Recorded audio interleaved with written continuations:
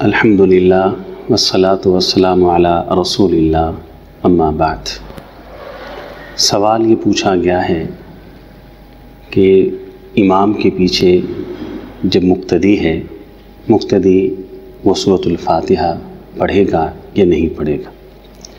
تو جواب اس کا یہ ہے کہ صحیح بخاری کے اندر حدیث موجود ہے، رسول اکرم صلی اللہ علیہ وسلم کا فرمان ذیشان ہے، لا صلاۃ لمن لم یقرأ بفاتحۃ الکتاب، کہ اس شخص کی نماز ہوتی ہی نہیں کہ جس نے نماز کے اندر الفاتحہ کو نہیں پڑھا۔ یہ حدیث عام ہے، اس کے اندر امام صاحب بھی شامل ہیں، مقتدی بھی شامل ہے، اس کے اندر تمام نمازی بھی شامل ہیں۔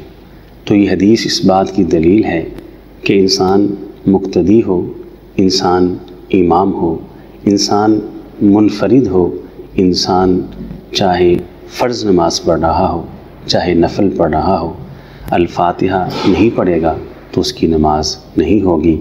اللہ تعالیٰ مجھے بھی اور آپ کو بھی کتاب و سنت کے مطابق عمل کرنے کی توفیق عطا فرمائے۔ وآخر دعوانا ان الحمد للہ رب العالمین۔